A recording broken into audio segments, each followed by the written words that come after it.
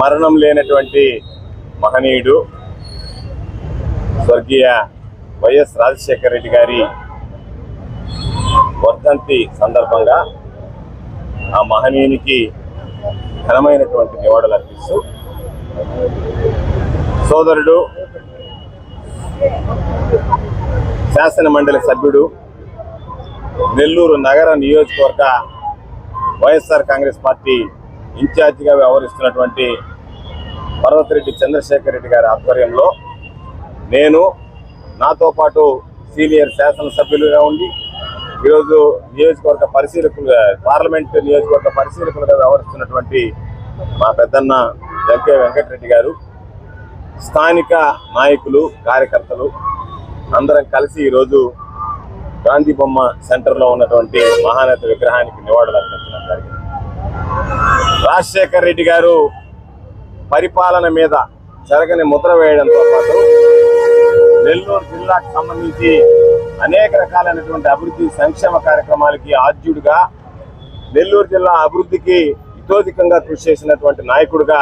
ఈరోజు మన అందరం కూడా ఆయన్ని ఈరోజు ఆయన చూపినటువంటి చొరవని తప్పనిసరిగా ప్రశంసించాల్సినటువంటి అవసరం ఉంది అని చెప్పి ఈ సందర్భంగా నేను అభిప్రాయపడుతున్నాను. రైతులకు సంబంధించి రైతుల స్వప్నం చిరకాల కోరికైనటువంటి సంగం నెల్లూరు బ్యారేజీలను సాధించడంలో కానీ, వాటిని ఆధునీకరించడంలో కానీ, వాటితో పాటు ఎన్నో సంవత్సరాలుగా దశాబ్దాలుగా ఎదురు చూస్తున్నటువంటి చంద్రబాబు నాయుడు అనేక సార్లు శంకుస్థాపన చేసిన కార్యరూపం దాల్చినటువంటి నెల్లూరు జిల్లాలో ఒక పోర్టు ఉండాలనేటువంటి దానికి కృష్ణపట్నం పోర్టు నిర్మాణం కానీ, అనేక రకాలైనటువంటి సజ్జలు తీసుకొచ్చి పారిశ్రామిక రంగాన్ని అభివృద్ధి చేయడంతో పాటు నిరుద్యోగులైనటువంటి యువతకి ఉద్యోగ ఉపాధి అవకాశాలు ఇవ్వడం కానీ, అనేక రకాలైనటువంటి కార్యక్రమాలు ఈరోజు మనం చెప్పుకుంటూ పోతే ₹2 కిలో బియ్యం దగ్గర నుంచి, ఆరోగ్యశ్రీ దగ్గర నుంచి, ఆ రోజుల్లో ఉన్నటువంటి ₹75 చాలని పెన్షన్ ₹200 పెంచి ఇవ్వడం దగ్గర నుంచి అనేక రకాలైనటువంటి అభివృద్ధి సంక్షేమ కార్యక్రమాలు అమలు చేసినటువంటి వ్యక్తి. జలయజ్ఞం, ఇందిరమ్మ పేరిట ఇటు అభివృద్ధి అనేటువంటిది పరుగులు పెట్టించినటువంటి ఆయన ఈరోజు మన మధ్య లేకపోవడం దురదృష్టకరం. అదే విలువ, అదే విశ్వసనీయత, అదేవిధంగా రాజశేఖర రెడ్డి గారి గుణాలని పుణికిపుచ్చుకొని ఈరోజు 5 సంవత్సరాల కాలం పాటు ఆంధ్ర రాష్ట్రాన్ని పరిపాలించినటువంటి ఘనత మన నాయకుడు జగన్మోహన్ రెడ్డి గారిని చెప్పి ఈ సందర్భంగా గుర్తు చేస్తున్నారు. ఆయన ఎక్కడ కూడా రాజీలైనటువంటి పోరాటం చేశాడు. ఎక్కడ ప్రజలకు ఇచ్చినటువంటి మాట తప్పకూడదని చెప్పి ఈరోజు ఓటమికి సిద్ధపడ్డాడు తప్ప ఈరోజు గెలవాలనేటువంటి లక్ష్యంతో ఏదో ఒకటి ఇవ్వాలనేటువంటి ఆలోచన చేయలేదు. కాబట్టి చంద్రబాబు నాయుడు లాంటి వ్యక్తి నిన్నటి రోజు పాపం తన తండ్రి లాంటి ఎన్టీ రామారావు గారికి వెన్నుపోటు పొడిచి ఈరోజు రాజకీయాల్లోకి వచ్చి 30 సంవత్సరాలు నేను పూర్తి చేసుకున్నాను అని చెప్పి మాట్లాడడం సిగ్గు చేయటం అనేటువంటి విషయం. కాబట్టి ఈరోజు మరలా